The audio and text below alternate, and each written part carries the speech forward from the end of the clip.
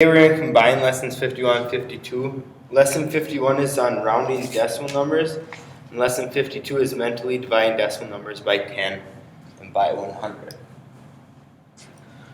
It's often necessary or helpful to round decimal numbers. For instance, money amounts are usually rounded to two places after the decimal point because we do not have a coin smaller than 1/100th of a dollar, or 1 cent. So, Dan wanted to buy a book for $6.89. The sales tax rate was 8%. Dan calculated the sales tax. He knew that 8% equaled the fraction 8/100ths and the decimal 8/100ths. To figure the amount of tax, multiply the price by the sales tax rate. Okay. So here you can see, did the calculations. How much tax would Dan pay if he purchased the book? Now, remember, when we're talking about tax, we're talking about dollars and cents. We need to round to the nearest cent.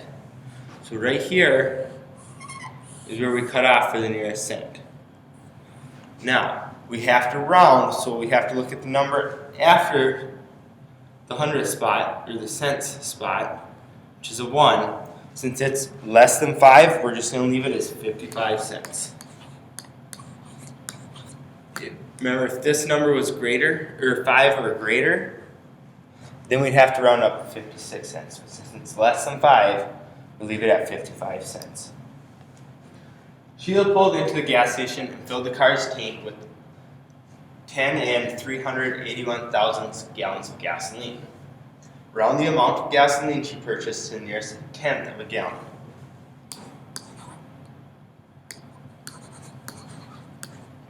So we have 10 and 381 thousandths.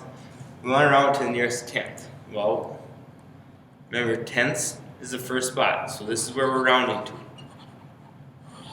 So we're going to have all this, and we need to look at this number. Okay. Now, since that number right through the arrow is 5 or greater, we're going to round the next number up. So we're going to round to 10 and 4/10.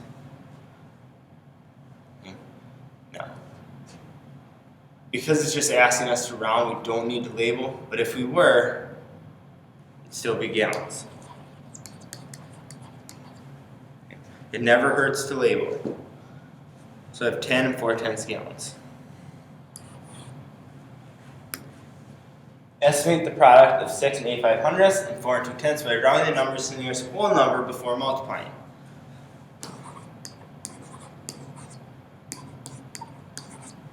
Okay. So, we want to go to the nearest whole number. Well, our whole numbers get cut off at decimal points. But because we are rounding, we need to look at the number after the decimal point, which is the next number, our 10th spot, to see if we need to round these numbers up or if we need to round them down. Okay? So look at the 8 here for 6. 8's 5 or greater, I got to round up. So this is going to round up to 7. Here I look at the 2. 2 is less than 5, so this 4 is going to stay the same. Now when I multiply it, I will get 28. So just remember, we want the number that, so the number we want to round to, I like to either box in or underline, and then draw an arrow to the number that's going to help us round, which is the next number to the right. There's the practice set for lesson 51. Go ahead and do that. Make sure that you watch the rest of the video because remember we're doing 2 lessons today.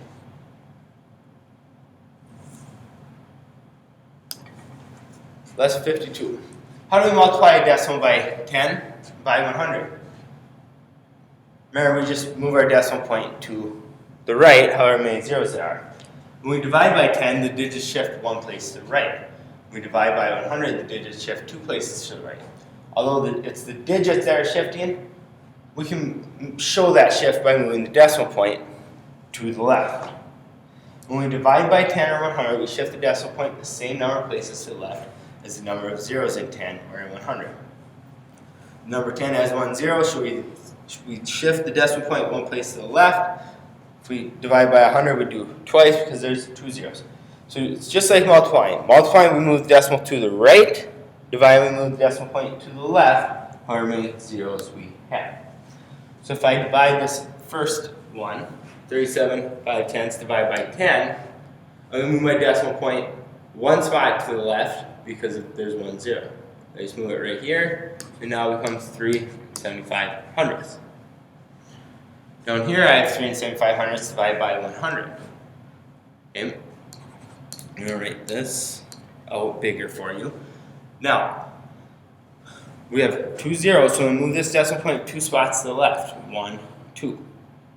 My decimal point's here. I need to fill this bottom with a 0. Okay? And we're going to add a 0 here, hold that place value. Remember we talked about how this one's not unnecessary? Okay, because it's holding our place value of our whole number. If I add any more zeros over here, then they would be unnecessary. So move my decimal point 2 places to the left. I get my answer to be 375 10,000ths. Remember, when we're multiplying or dividing by 10, 100, 1,000, we can do it just by drawing these little arrows that shows our work. Okay, we don't need to write the whole problem out and do all the long multiplication and stuff, long division. So here's a practice set for lesson 52. Go ahead and do that. Remember, just show your work. Just move that decimal point. Show moving that decimal point. That's all you gotta do.